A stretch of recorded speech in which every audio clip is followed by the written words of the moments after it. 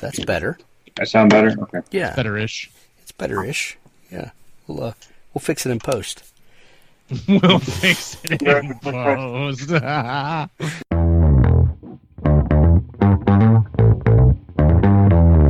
You're listening to the Author Stories Podcast, bringing you the story behind the stories and the storytellers. Margaret White, Terry Brooks, Sheena Kamal, Matthew Quick, JT Ellison, Walt D. Williams, Brad Ford, Corey Doctorow, Brandon Sanderson, Robin Hahn, Ernest Klein, Jim Butcher, Charlene Harris. Visit hankgarner.com for archives of all the shows. Today's guest is Richard Fox and Josh Hayes. Thanks for tuning into Author Stories. We've got a spectacular show for you today. Before we get into that, I want to tell you about a sponsor, Patricia Gilliam. She has a fantastic new series of superhero stories. The first one was called A Superhero's Duty. We've talked about it on the phone. And the new one is called World Gone Red. World Gone Red is a sequel to A Superhero's Duty. Daniel Spires reveals to his team and Icarus that someone has been mass abducting the children of modern heroes and villains around the world. Icarus searches for answers while dealing with the physical aftermath of his encounter with Hailstrom. His powers are fading, and a compromised hero may cost him his life. These stories are fantastic. Both of them are available for just 99 cents. World Gone Red and the first one, A Superhero's Duty. Also from Patricia is she has a fantastic series, Seriescraft 101. From an author that has as much experience as Patricia does, this series is essential for people that are getting into writing and want to hone their craft. Learn from a veteran and an expert, Patricia Gilliam's Seriescraft 101. There's a link to her Amazon page in the show notes. Flesh, Blood, Steel, the new book from David Allen Jones. 16-year-old Jake Harris wakes up after a horrific car accident to find 13 years have come and gone. He is 29 years old, a cyborg, and one of the world's most feared assassins. Horrified by the things he's done, things he can't remember, Jake vows never to kill again. Unfortunately, the company that owns Jake has other plans. They're not about to lose their top hitman to the errant memories of his teenage self. When Jake manages to escape them, they launch a worldwide manhunt that ranges from a near-future New York City to Paris. Desperate to remain himself, Jake joins a rebel faction dedicated to wresting control of the world's governments from the hands of militarized corporations. Using his enhanced body and perceptions, he is able to aid them in their fight. But Jake doesn't realize the rebels have their own plans for him, ones that involve unleashing his unique talents on their enemies. Faced with a dark past he can't recall and uncertain whom he should trust, Jake must come to terms with the sinister choices that molded him into the man he became. Question is, can he avoid doing it all again? Assassins aren't born, they're programmed. Flesh, Blood, Steel by David Allen Jones. Well, thanks for joining me again for the Author Stories Podcast, where I bring you the story behind the stories and the storytellers. Today, I have two of my favorite storytellers on the show with me today, Richard Fox and Josh Hayes, talking about all kinds of stuff. But they have a new book out that they have co-written together called Wings of Redemption. It's the Terra Nova Chronicles, Book 3, and I absolutely love the series. I love what you guys are doing. Richard, I've been a big fan of your work going way back, and I love the spin-off series that you guys are doing too. So welcome to the show, Richard and Josh. Thanks, Hank. Always a pleasure to be here. Hey, thanks, buddy. I appreciate it. Yeah. Glad to have you guys. So, Terra Nova Chronicles Book 3. What can we expect from this book? What are we seeing happen in the storyline? And is this going better than you guys ever imagined when you started it? Well, as far as what we can expect here is the series starts off with a colony ship arriving from the Milky Way galaxy way out into the Canis Majority dwarf galaxy, which is many, many light years beyond the galactic edge. And when they get there, they originally expected to find a precursor colony that had set up and everything going for them. And they get there and they find a ghost city and a mystery of where the original colonists had gone to. And the original plan was this dwarf galaxy was uninhabited, and they found out that was wrong, way wrong. And not only has the first colony been compromised, but there are many more races with many different technologies they've never encountered before, who have their own agenda for how things are going to go in that galaxy. So we have the Terra Nova colony is finding itself one very vulnerable, without any allies, and has awakened an ancient enemy, which is quite happy to enslave and or kill everyone who's on the Terra Nova colony. So Book 3 takes us into kind of the desperate search for some help out there in that new galaxy, and dealing and more of how the ancient evil that the first colonies awoken has taken to turning, going back to their old ways. So it's definitely an acceleration towards the fourth and final book in this series. Josh, I know you were a fan of the Umbra Wars series from the beginning. What was it like getting invited to come tell a story in this universe and to carry on, some of those Easter eggs that Richard planted early on for us? The original series, and I think I started reading it before it was finished. And actually, I started listening to it. Actually, Luke Daniels did the narration for the audiobooks, and they're phenomenal books, and the narration is top notch. And I found them by accident, just looking through Audible's website at the books, the kind of books that I wanted to read. I had found and gone through a couple that I thought looked promising and then turned out not to be. They weren't what I was looking for.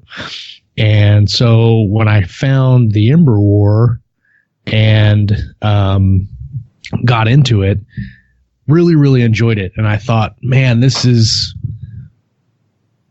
apart from David Weber's series, Honor Harrington, this really, I was really pulled into this story specifically for the characters. And I loved it. And I listened to nothing but Umbra War until I ran out of audiobooks to listen to, and then I had to wait until the audiobooks came out to finish the series. So I fell in love with it almost at the first listen.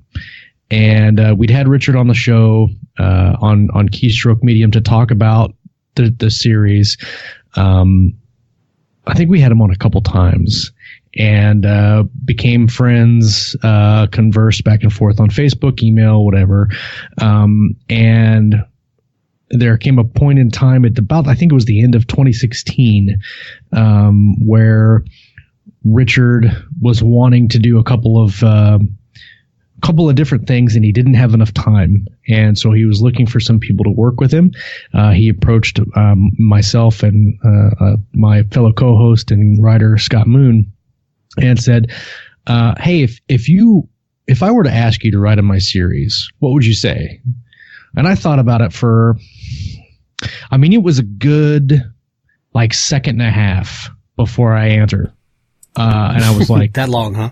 Oh, yeah, it was a long time. And I was like, hell yeah, definitely. And he's like, well, if you could write in anything in the universe, what would you write about? I'm like, I don't know. What are my options? And so he gave me some options, and he told me what his thoughts were for Terra Nova, and I could immediately see the possibilities, and was super excited to do it because I love writing characters, but I didn't want to write characters that he'd already created because I didn't want to do them an injustice by not writing them the way he would do it. And so I thought that this was a really cool way to expand the universe and put my own kind of flair on it. And almost everything I wanted to do, Richard was okay with. I got a lot of no's, but I got way more yeses than no's.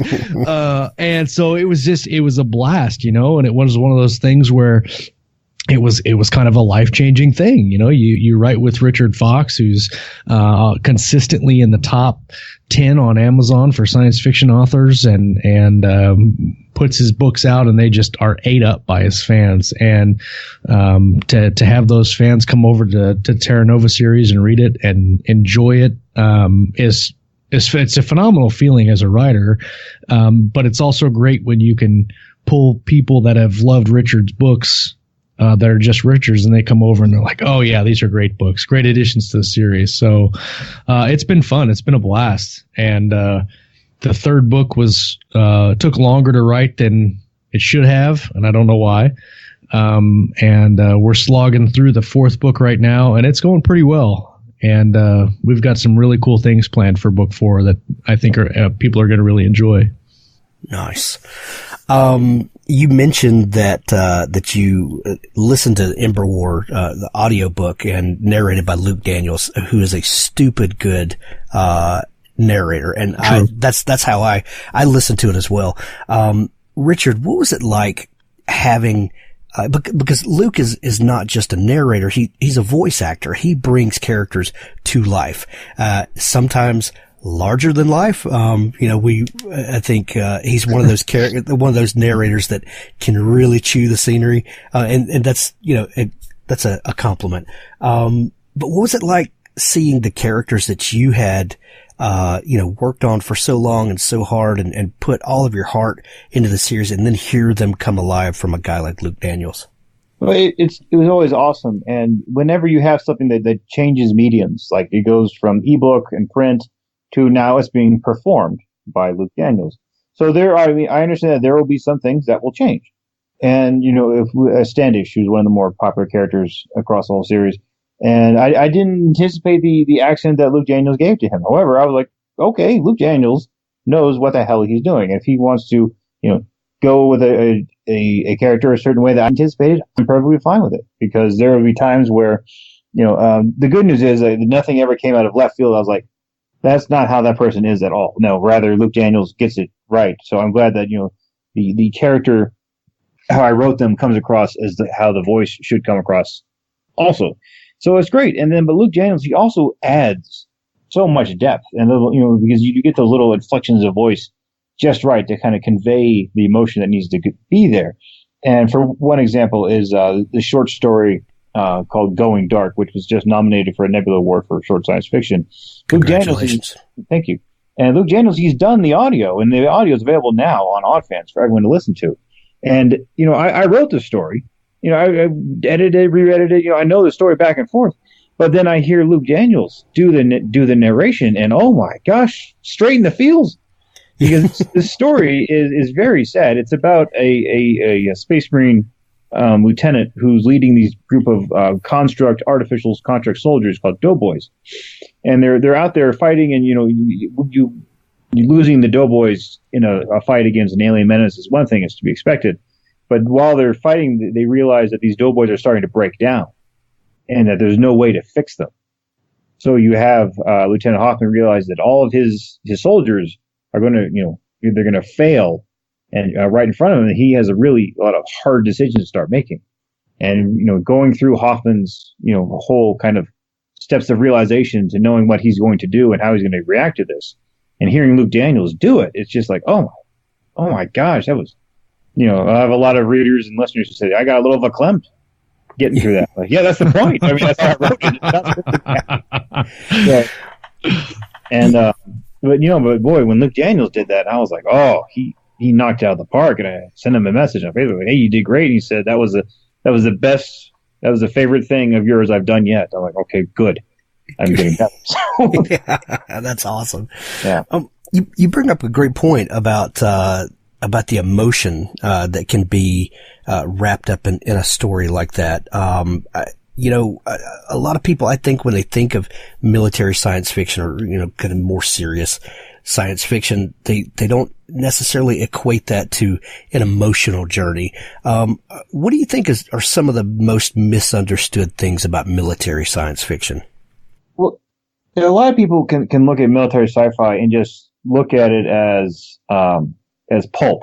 It's just simple Sergeant Slaughter and his Highland Commandos doing the exact same battle over and over again. And you can go that route. Some people just want that kind of that civil story. I can't remember the name. You look at James Bond. You look at a James Bond story. It's the same thing. Yep. James Bond is out there. There's a girl involved, gadgets. At the end, James Bond is the same person as he was when he started the story. And you could look at military sci-fi as just shooting aliens in the face, and that's fun.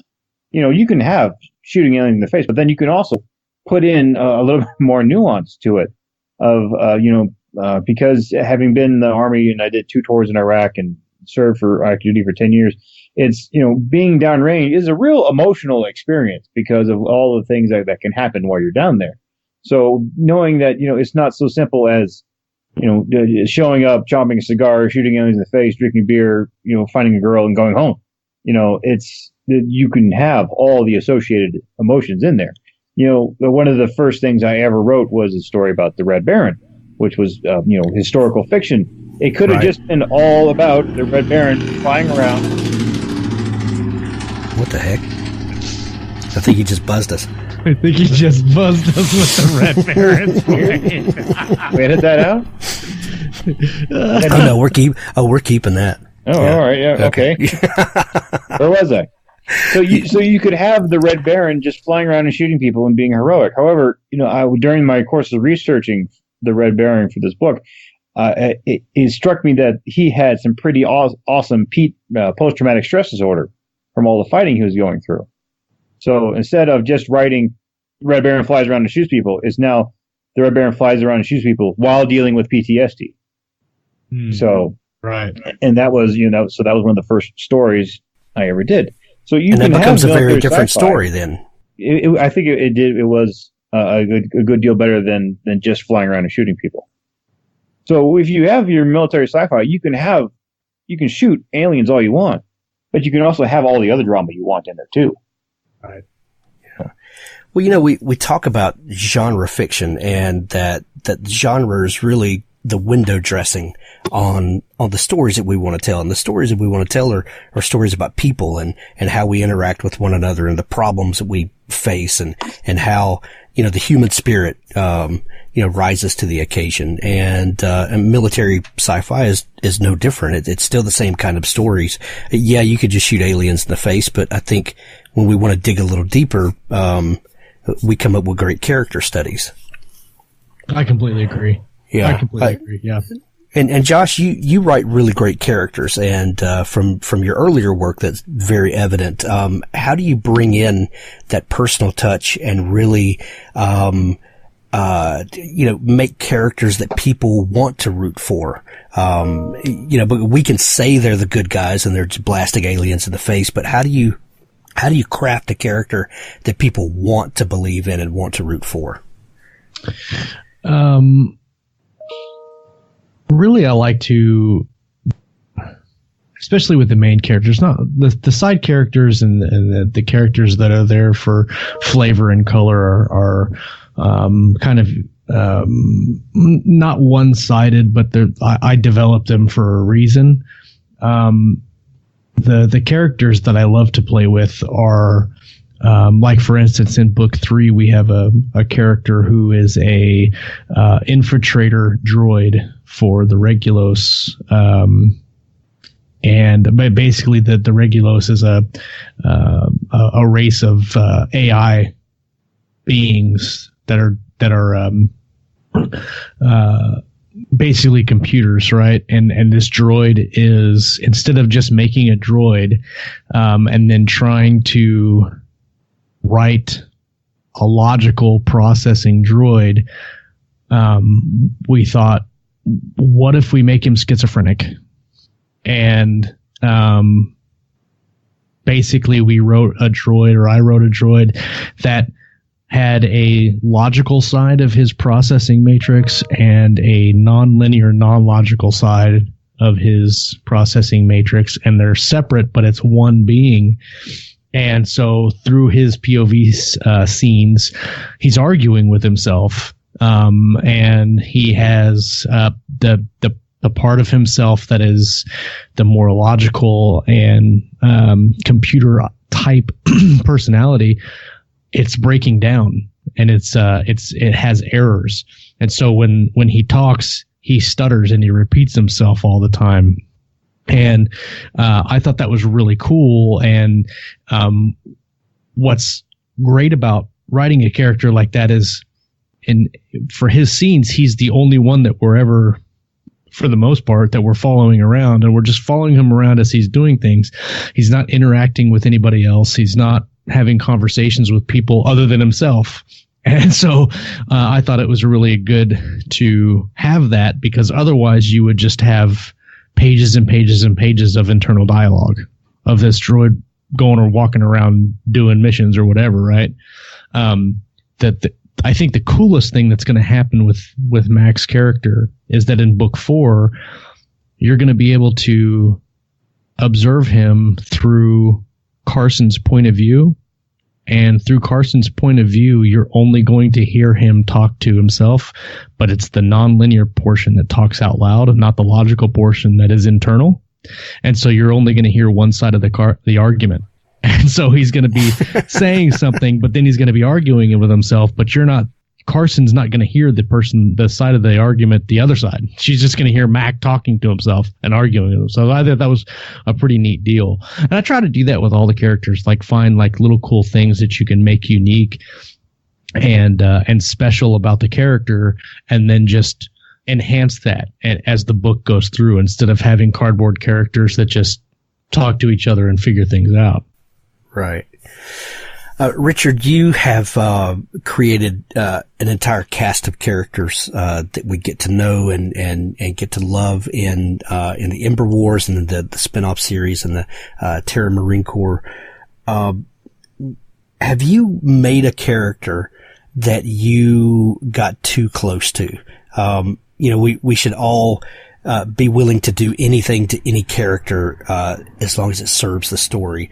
But if you had a character that you were just like, I can't do bad things to this person, I like them too much, have you become too emotionally invested in a particular character?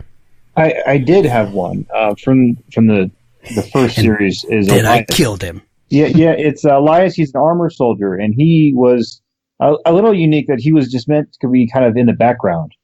The armor wasn't meant to ever take over the Umbra War saga, but they tried, and they just proved to be very popular. And Elias, he was kind of unusual that we never actually saw him outside of his suit, and he was only ever inside of his armor. And at the end of the first book, he gets hurt and he can't ever get out.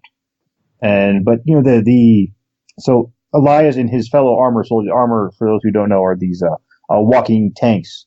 With the pilot is plugged in through with their skull connected straight to the suit inside of this little armored womb within the suit, and they just control it just like they're moving their body. So it's not like they're in a cockpit; they are literally plugged in to this suit of armor. So, and Elias never ever comes out of the armor during the course of the series, Elias and his group of other armor, they were called Ironhearts.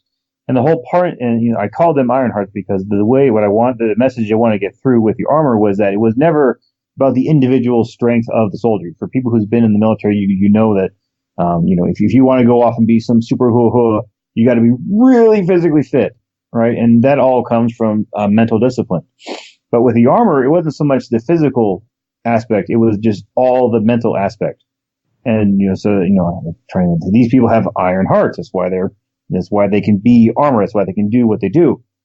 And so the Iron Hearts, they had their own relationship with each other. And during the course of the books, one of the other characters, named Kaylin, she finds out she has this degenerative disease and it's going to kill her while she keeps plugging into her armor. But instead of saying, I'm out, she says, no, I'm going to stay in my armor. I'm going to keep fighting with the other Iron Hearts. And it doesn't matter if I die next to you. So, and later on, she becomes a saint in the second series. So Elias, he was a fan favorite. He was a tough guy. Unrelenting. He had this real, he had this very strict moral code he would never deviate from, and readers really appreciate that kind of character. So, but when it came time toward the end of the book, it's like minor spoilers here. The Ironhearts and the other armor soldiers have to, hold back these evil space gods. It makes more sense when you read the story, but you have to hold back these evil space gods so the super bomb can go off and wipe out their Dyson sphere. It sounds ridiculous, but if you read the story, it actually makes perfect sense. But perfect sense. And I had this other character named Malal, who was another evil space god, but he had, he had, with enough hand wavium, he could have removed Elias and everyone else out from that situation. And I'm writing this, did the original draft of the last story, the Zeis Reckoning. I had Malal use space magic and get Elias out of there. But when I'm writing the scene, I'm getting ready to point, and Elias just kind of looks through the screen at me. He's like, "You're not doing that. I know what I'm doing here. This is how me as a character would react to this situation." And I'm like, "Yeah, shit. All right, fine. I'll write the scene the way you want it to." So it's kind of like, I wanted Elias to keep going, because everyone would have loved an Elias only series. But I was like, just the way the story works, how Elias is going to go out is how Elias is going to go out. So what can I do about it? And so, but it was actually a kind of a blessing in disguise, because, how the armor ends the Umbra War saga leads into all the mythology for the second series, the Terran Armor Corps series, which won the Dragon Award for Best Military Sci-Fi. And if I had just kind of like, taken the easy way out and used space magic to save Elias and everybody, it kind of would have, taken a lot of the oomph and the mythology that made the Terran Armor Corps series so good as it did. So it helps to trust your characters. Sometimes they know what you're doing, even though you're the writer. And making the hard decision got you that sweet, sweet dragon Iron Dragoon. Yeah, I think it helped. Award. I do think it helped out a lot, because it's there's a real emotional underpinning to being armor, and that all goes back to Kalen, who became a saint, and the Ironhearts who sacrificed themselves for everyone else. So nice. It worked out. Do y'all mind talking a little controversy for a minute? Sure. Absolutely. So first off, there's a topic that's been going around the writer community for a week or two now. There's an author, I think she writes romance or one of those genres akin to it. Don't quote me. But she started hiring a lot of ghost writers to write more stuff that she could put her name on. And she was hiring people on Fiverr, apparently, which I have been told that there are lots of high quality people there, and they even have a level for getting more professional help. And so not that Fiverr is a bad thing per se, but it looks like she was hiring random people, and just giving them instruction, and they were copying, other books verbatim in a lot of cases. And she was not checking the work and just publishing, and, kind of got bitten in the butt, for plagiarism. In today's, in the publishing atmosphere that we're in, where, publishing more often, a lot of times pays off when it comes to Amazon algorithms and things like that. I think we've all noticed that, and we know that the machinery tends to work in certain ways. And so authors are encouraged to get more stuff out there. And that's not a bad thing. That's just a fact. In that case, Richard, you could have taken this really popular series that you've built, and you could have started farming stuff out to ghostwriters and just kept putting your name on it, pay them, under the table and keep going. You guys chose to do a collaboration, so that both of you get credit. And I think from what I can see, it looks like by doing that, Josh gets to interject his personal flavor into it. It's still your series and your characters, but it becomes another thing with a collaboration that just hiring a ghostwriter can't necessarily do. I've done some ghostwriting for some other folks. I'm not denigrating ghostwriters. I know Josh is currently working on a ghostwriting project, so I'm not downing ghostwriting per se. But what do you guys think of this kind of atmosphere that we're in that has, allows this kind of thing to happen? Well, it gets to, Amazon rewards you with more if you put out new stuff faster. So they got that carrot dangling in front of you on the treadmill. Like, hey, if you can get every 3 or 4 weeks, if you publish, the algorithm will reward you with more visibility. So for everyone who got that figured out, it's not really a secret. So everyone who's more business minded, like, well, if I can put out a new title every 2 to 4 weeks, I will be rewarded. So how do you do that? Because you can either work like mad and try to, I don't think it's actually possible to get a quality book out every 2 to 4 weeks, without, being on a variety of pharmaceuticals and to keep you going. So the answer is, well, okay, I just get exactly the Stephen King method, but so the answer is, okay, well, I'll find someone, I'll get a team to write all these books for me, slap my name on there, and then plop it out every 3 to 4 weeks. And for some people out there, they've managed this and they've made some good money, and good for them, because what it boils down to, if you're putting out books that readers don't like, readers will not buy them, readers will not read them, and then you're out all the money you paid for ghostwriters. So if people are making money doing this, it's because they're giving the market what they want, and that means readers are happy. So, and readers being happy is the end goal of really any writing. So now, but the thing is, so there are some names out there who are simply pen names, and that's what they're all going to exist as. If you look at way back to the Hardy Boys. There was that author didn't exist. It was a team of people writing under that name, writing these stories, writing them out quickly, and that kind of thing worked pretty well. The problem is, you're a ghostwriter, and now you're writing a Hardy Boy. You kind of you can't ever take credit for it. So but you get paid, which is nice if you have bills. So now, as far as was the temptation there for me to just go out to find a ghostwriter and say, here, write all this, and I'll just slap my name on there. And I knew that would never work, because my readers know my writing, and I have a particular style. I have a particular cadence. I have very set ways of writing a book. And if a ghostwriter writes something and I just look at it and slap my name on it, it would be immediately found out that Richard is absolutely phoning this in. And I understand that my career rests solely on my readers being happy with me. So I always want my readers to be happy with me. And if I'm going to write a book, and if my name is on it, I have written every single word. If I wrote it with someone else, that other someone else's name is going to be on the cover. And for me, it's all about respecting my readers. Like, look, this is what I'm giving to you. It's from me, or it's from me and Josh Hayes, or it's from me and Scott Moon, or from me and Lauren Moore. And so it's that level of honesty with my readers that I keep going, and they appreciate it, and they keep reading my books, which great, because I need them to have a career.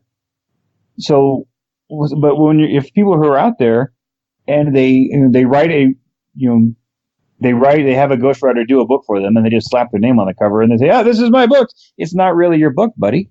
Someone else did it, and you're just you're window dressing on this other story. So, and I think, readers are not stupid. They're going to figure it out pretty quick, that it's kind of like, this is not, from him. This is from some guy, that was found in the depths of the internet and who put this together. And, a lot of people talk about James Patterson. Well, James Patterson, the way he works is he writes a very extensive outline. The second author writes it, and they go back and forth to make it a proper James Patterson book. So, and I don't think, if you pick up a James Patterson book, despite if someone else had picked it up, had written it mostly for him, it's still his, his work. Well, right. And I think that with Patterson, you're looking at more of a collaboration there. It's not actually a ghostwriting, but it's, you look at a lot. Hank, you mentioned that I'm doing some ghostwriting, and really the ghostwriting is what allowed me to kind of leave my day job. It was a piece in the puzzle that helped me leave my day job and then write full time. And so, yeah, me too. I've done several projects like that, and they have, like Richard said earlier, they paid bills. Right. And my family appreciates that. No, exactly. And I think, I think looking at ghostwriting, if you're the person that is hiring the ghostwriter, then you need to make sure that you're making sure that the quality is there, and that the person that you're hiring, and you're not just saying, hey, just write me a whole bunch of words. Because if you're doing that and you're putting your author name on it, you run the risk, like this author has, of now you've got to defend your work that's not actually your work. And as long as you're you're going into it knowing this person's going to write these words, and I'm going to go back and make sure that they're good words, and they're not plagiarized, and they wrote a complete story, and that you're not just stamping your name on it and pushing it down the assembly line. It's like Richard said, if you're giving the readers what they want, then the readers are your ultimate judges, right? They're gonna let you know if you're doing it right or you're doing it wrong, and when you do it wrong, they're gonna let you know pretty quickly. And I think that, though, when you look at that, like from a writer standpoint, the ghostwriting is what allowed me to go full time, but it's not what I want to do long term. And so, when I write for these authors, I am putting my best work into it because A, it's going to give me my next project, and B, if at some point they get the manuscript and they're like, man, this is really good, how about instead of doing a ghostwriting, we put your name on it and we call it a collab? And I'm like, okay. I'm not saying that would happen. I'm just saying that I don't want to, whoever this ghostwriter was that went and copied and pasted, stuff from a different book and then tweaked it a little bit. That's frustrating, because then it's like being an indie author. You've got you've already got the stigma from the whole world, basically, that, oh, you're an indie author. But then when an indie author goes and writes a horrible book and then slaps a horrible cover he made on Microsoft Paint and then spent $50,000 promoting it, and it's everywhere, and people read it and they hate it, and they're like, this book is what we get from all the indies, right? They lump all the indies into that horrible book. And so I that's what I can't stand. I can't stand people shortcutting the system for short-term financial gain, when if you just slow down a little bit and have some patience and turn out quality product, and not really just on a puppy mill of books, on a train of just how many books can we pump out in a short amount of time to basically game Amazon's algorithms to make money. I think you're missing the point of a lot, and you're going to ruin some relationships with your readers that way. Well, and I think it comes back to what Richard was saying about his readers have an expectation, and you almost develop a relationship with those readers where the stories kind of become this shared thing. And if you start short-circuiting that for instant gratification, right, something is going to be lost in the transaction. Right. Oh yeah, absolutely. Absolutely. Another story that has come out the last week or two is this fascinating story about this writer named A.J. Finn, who had a book traditionally published this last year. He was on the show. It's called The Woman in the Window. It was a kind of a noir-ish literary thriller, really interesting book, a good book. I liked it. Had him on the show. I thought he was a pleasant guy, and we had a good conversation. I pride myself on being able to have good conversations with just about anybody. And I didn't think much else about it. The book went on to be a big success. He sold movie rights, got a huge advance, all of this stuff. And, on the surface, it looked like everything was going well for A.J. Finn, and he was going to be a new literary rock star. Except this New Yorker piece came out last week, and they started digging in and seeing that there's a lot of shady stuff in his personal life, and a lot of lies told. He told people that he had brain cancer and he had never had cancer, and that his mother and brother were dead, and just all this just crazy shit. That there was just no sense in these tall tales. But evidently these things helped him move up in the publishing world, and now people are not wanting to do business with him, because if you have personal character problems, what does that mean, for your art? And, it's these really tough conversations that people are starting to have. And I wanted to talk about it because it goes back to what we were just talking about, having that relationship with readers, and that, especially when you write a long running series like Richard has done and that that the two of you are doing now, people go along with you for the ride. And, Josh, I know you've talked about on Keystroke Medium about building relationships with readers and, more engagement with them. Does the author have a responsibility to live their personal lives a particular way and to not deceive people? Can readers, hold authors to a certain level of integrity? How does that wash out? So I've got a couple minds on the subject. First and foremost, it's interesting to me that it's hard to say this without being one-sided. It's interesting to me that a certain group of people can campaign for forgiveness to inmates or people that have been convicted of crimes, can campaign that the entire criminal justice system is about reform and that we shouldn't hold people accountable their entire lives for mistakes that they made in their younger life. And then at the same time, they can find something that happened 30 years ago and that may or may not have been offensive back then or wrong back then. None of that matters. But the fact that it happened just completely erases everything else that they've done in their entire life. Now, I say that, and then I also say that this guy, if he was really lying about brain cancer and he was really like doing the things that he was doing in the office and all that kind of stuff, that speaks to his character and not about just things that have happened in his past, right? And there's multiple instances of that. I think that as a writer, you need to live the life that you want to live, and not base that life on what people will think. But if you're going to lie about things, if you're going to deceive people, to basically make a buck, then yeah, I think you should be held accountable for that.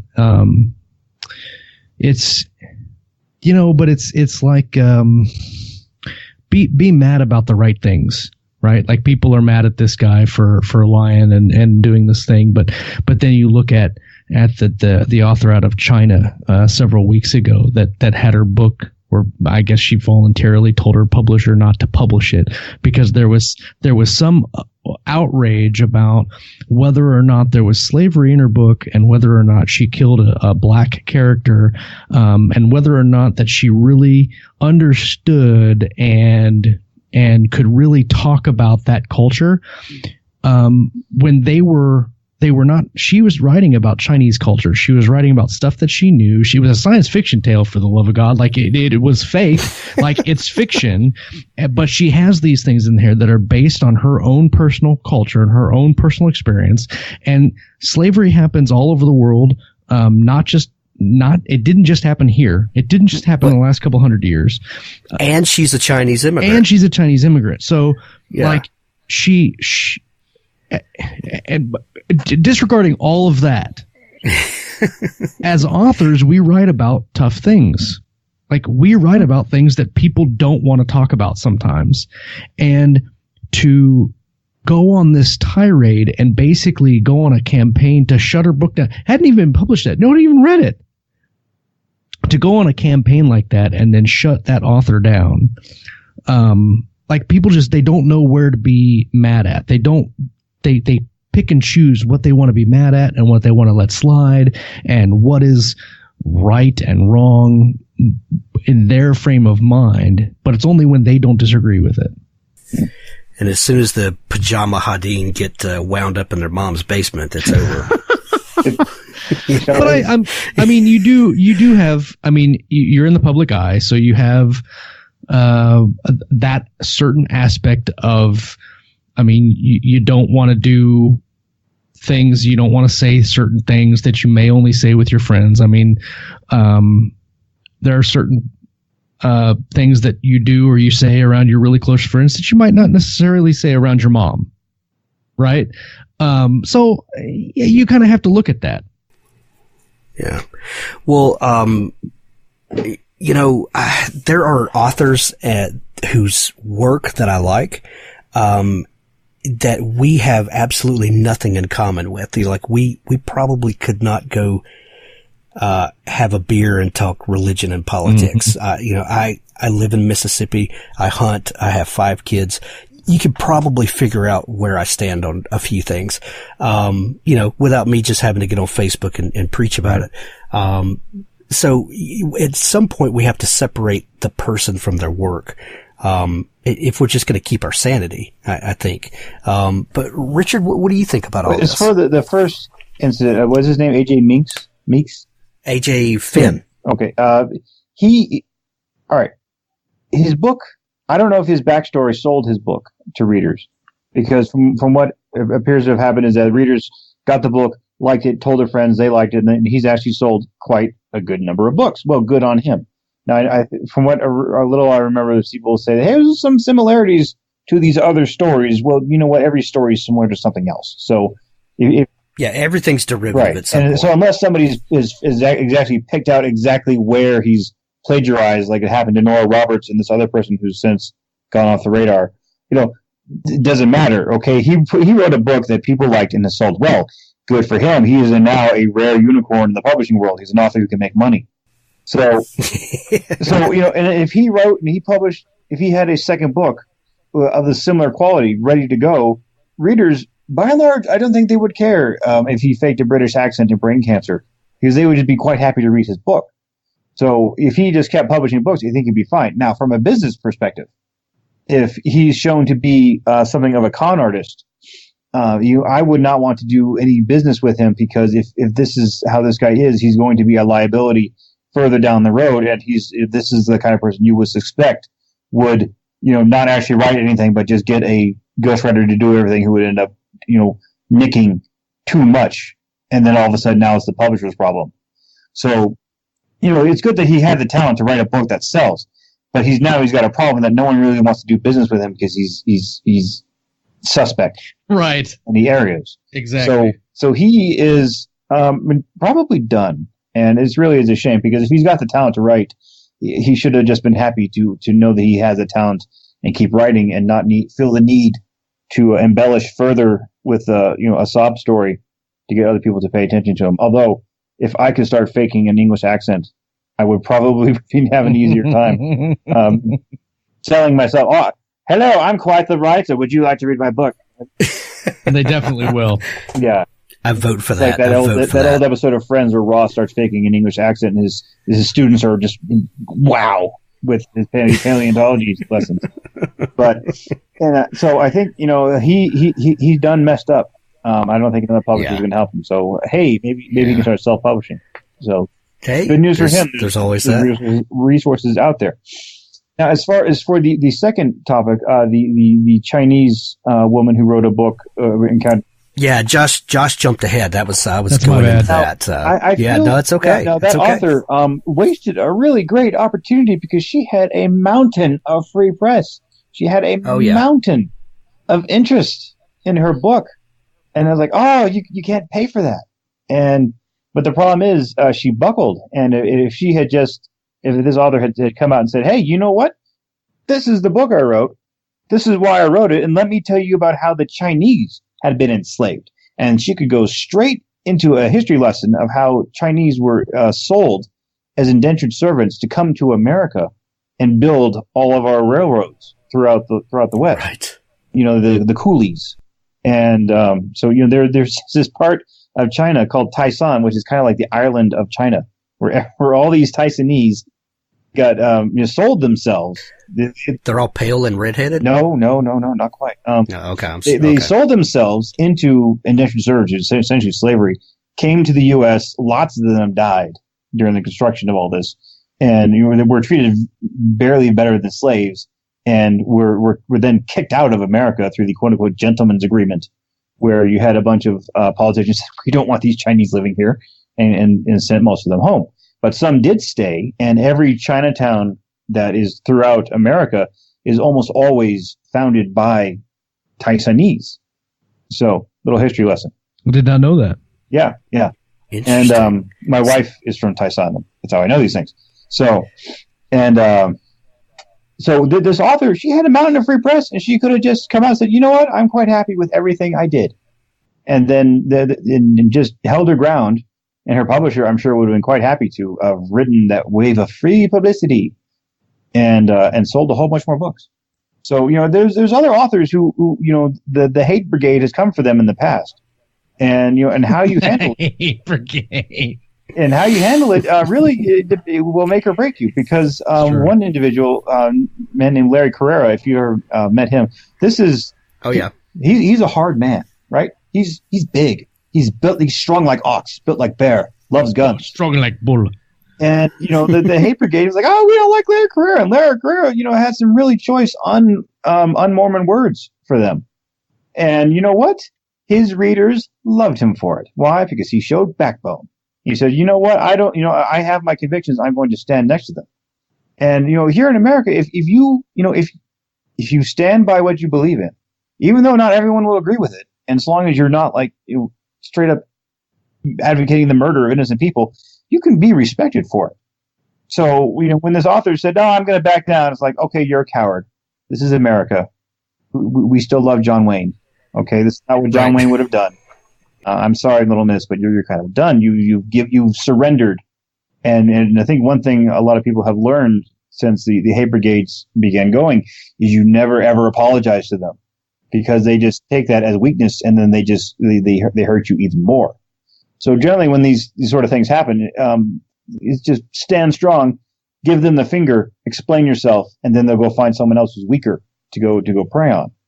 Well, it's interesting that you mentioned Larry, because Larry made an excellent point in one of his blog posts and said that he got basically vilified for not having diversity in his books, and then he wrote a gay villain, and they were mad because the villain was gay. And you can't please these people, so don't try. Right. Yeah. Well, and that's a great segue to talk about the state of certain genres right now. It seems to be the most vocal people seem to be in fantasy and science fiction right now, where there are certain groups of people that believe that stories should only be told by certain people, or that people that have dominated the industry for a while, those types of people need to sit down and not contribute anymore, that awards should only be for certain people, and some people will hear this and say, well, that's all hyperbole. It's not really like that. But there are people in those factions that really believe those things. I don't think the majority of people believe that, but there are certain people that do, and they are very vocal, and they make a lot of noise, and they confuse a lot of issues.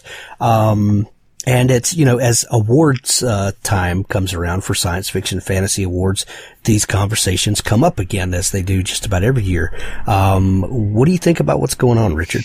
It's all right. All right. Okay. Here we go. You've put the quarter in. The idea that that certain people should not be writing anymore. For anyone who espouses that, okay, if you are this demographic or you have this section of privilege, you should not be doing anything. Those people can go fuck themselves. Okay, and writers are writers, and Tolkien was not a hobbit. Tolkien was not an orc.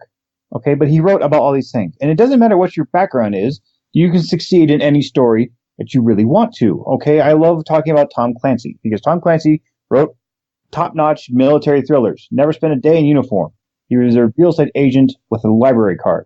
Okay, it's fiction, it's art, and you're creating. Okay, there's no right way to say this person can create this. All right, so it's rather ridiculous that anyone could suggest that certain demographics need to stop things, and certain demographics had to be applauded and propped up solely for their demographics. It's the most success oriented idea I can imagine. It gets into Marxism and socialism, where everyone those sort of ideologies are just for failures. who are jealous of other people's success. And so all they want to do is tear those people down. So when everyone is at the very bottom of the barrel, now, we're all the same. Yeah, you're also all poor, miserable, and starving. So if you're espousing this sort of creed that, certain people can't succeed because of their demographics, you're a Marxist and you're trying to destroy everything. And I really don't have any time for you. And I have many more four-letter words for you also, but different discussion. So now when it comes to award season, hooray, the awards are out. For Nebulas are out, the slate is out.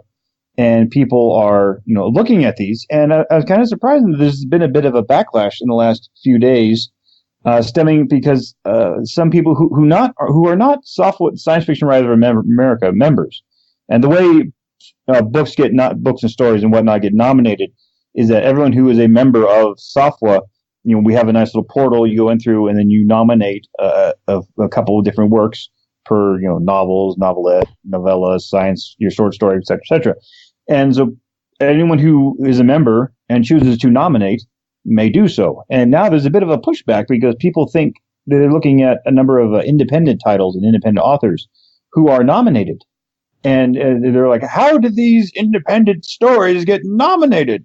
And well, it's because they were voted for. And there's a lot of this kind of, it was wrong think and wrong fun to have independent people nominated for these things, which is solely supposed to be for, stuff that comes out of, proper channels of Tor and Asimov magazine, that's been properly vetted and whatnot. So, vetting doesn't really matter so much because it's the authors who are the members of SOFWA who vote for these things. There's no way to hack this. A couple years ago, people were all upset about the Nebulas because people paid their $35 to vote. And I really don't understand why anyone would ever do that, but they paid a whole bunch of money to vote, and they nominated a bunch of kind of joke titles to win the Nebulas. Like you had Chuck Tingle. Don't Google him.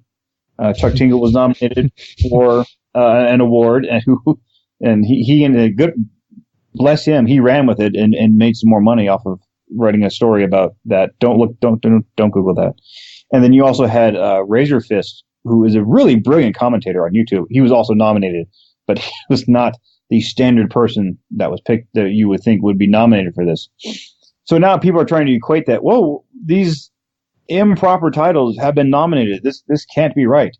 And people are up in arms, and it's really not necessarily people who are in SOFWA, because everyone who is in SOFWA, Josh and I included, we know how the process works. We know how the voting happened, and then it's kind of like there's no Russian bots that got involved in this. Okay, it's all within the organization.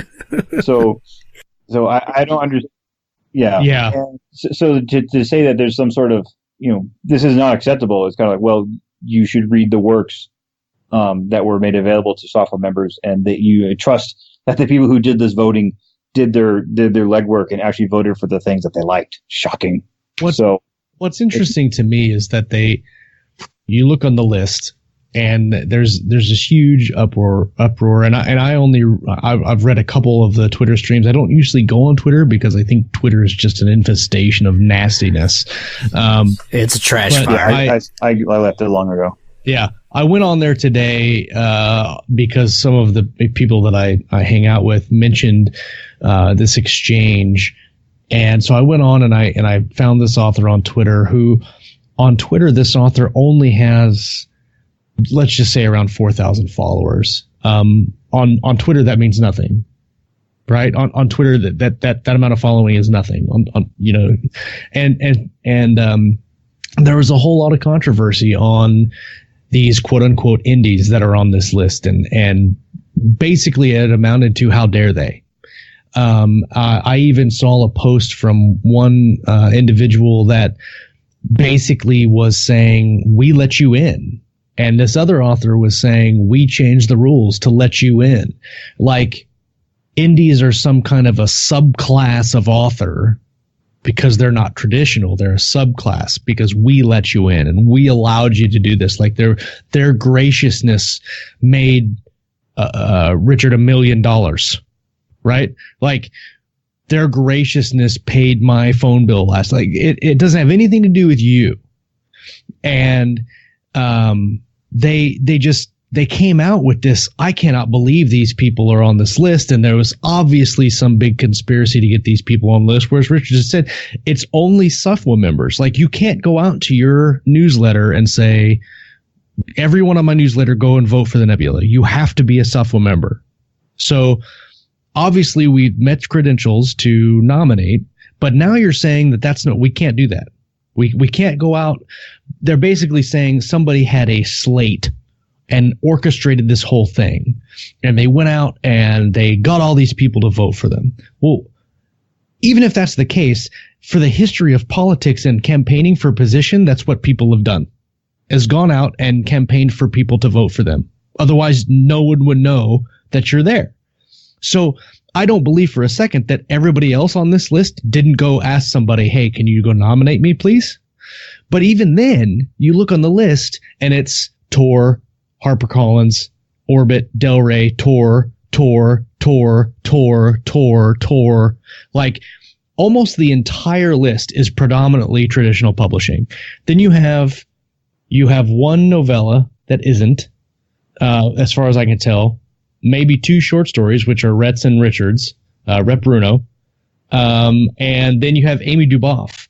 And this author who went on this long tirade about these indies not being on this list, the only positive thing she said was, and then you have Amy Duboff, who's a fantastic author. But she had nothing to say about the other authors. And so, like, it's irritating to me. I consider myself an indie writer, but I really don't care about labels. I make money writing books. If that's not good enough for you, then I don't care, because I still make my money writing books. I don't care about being traditional or indie. I do care about selling books and having readers enjoy my work. So it's what's irritating more than if there was a slate or if there wasn't a slate, or if people campaign to have people vote for them. What's irritating more to me about this whole thing is this: we let you guys in. We need to maybe revisit the rules so this can't happen again. It's like the whole, we need to look at the Electoral College because we don't like who got elected as president. Like, we have a system that we've had in place for, I don't know how long the nebulas have been around.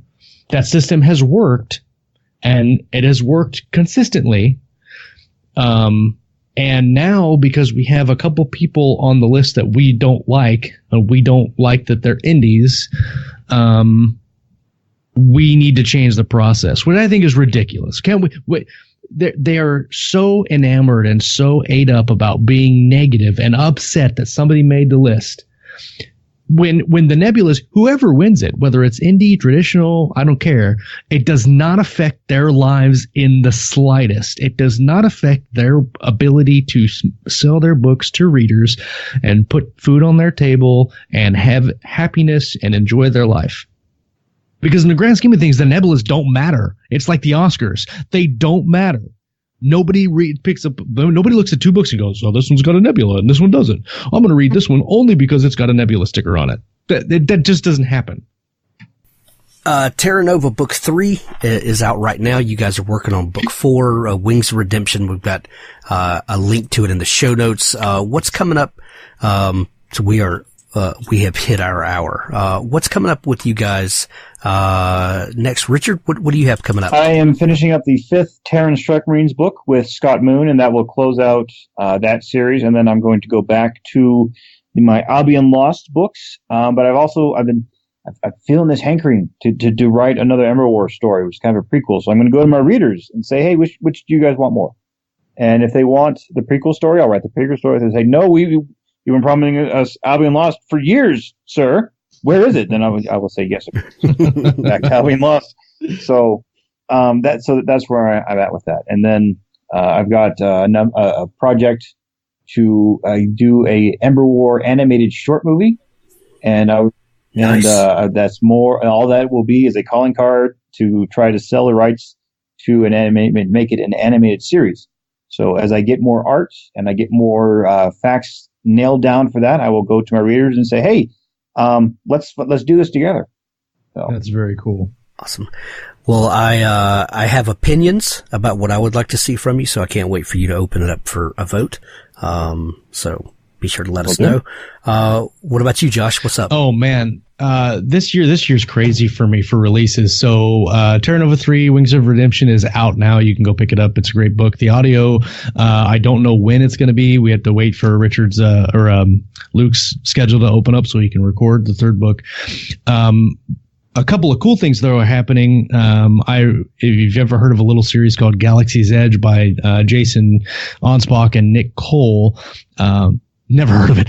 They have a series of books that they have called the Order of the Centurion series, which is basically the Legionnaire Medal of Honor. And I was invited to write a novel in that universe.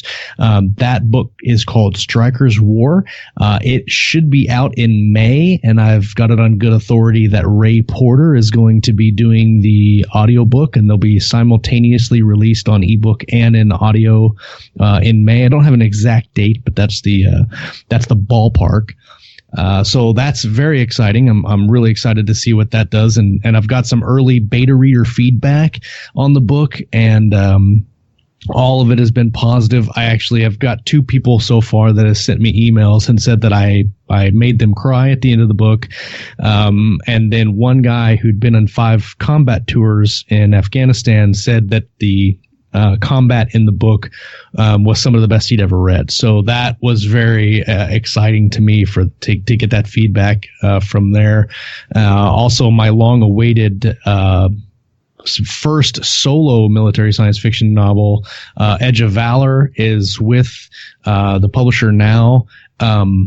And we're making just a little bit of change to it, and then we're going to start selecting audiobook narrators to hopefully publish this summer. And I'm really, really excited about that. Excellent. Richard, Josh, thank you guys for taking time to come on the show. We're going to send everybody to pick up Wings of Redemption and follow along with what's coming up next. Thanks for taking time to come on. Awesome. Thanks. Appreciate it. Thanks for listening to the Author Stories podcast. For more great author interviews like this one, go to hankgarner.com and dig through the archives. There's something there I know you'll love. Now stay tuned for a special audio clip from Richard Gleaves' The Jason Crane series. Jason yanked the coils of safety rope to one shoulder and heaved them out the attic window. The bundle bounced over the roofline and dropped to the yard below. He tightened the harness, making sure the shoulder straps were snug over his sweatshirt. He threaded his rope through the braking device, tested it, and clipped everything to the carabiner at his navel. So far, so good. Fireman Mike would be proud. His stomach flipped as he neared the octagonal window. Had he tied the correct knots? Would he get himself killed? Weeks had passed since Mike's tutorial but he had to attempt the break-in now, while both Van Brunts were at the Christmas Eve service. He swung his legs through the window and felt for the roof. His sneakers gripped the shingles and he wriggled out, grateful for once to have feet as big as snowshoes. He pulled on a ski mask and sang, "Spider-Man, Spider-Man, does whatever a spider can." He lowered his body. Wind punched him in the jaw like a supervillain, surprising him. His sweatshirt rode up and snow burrowed into his navel. He looked down but couldn't see his feet. He relaxed his hands and put a few ounces of weight on the rope. Clots of snow broke away, dove over the edge, and took far too long to hit ground. He drew his rope around the pipe and pulled tight. Now he could drop. No, you will not drop. You will rappel. You will rappel very safely. He backed towards the edge, towards the point of no return. The backyard lurched into view.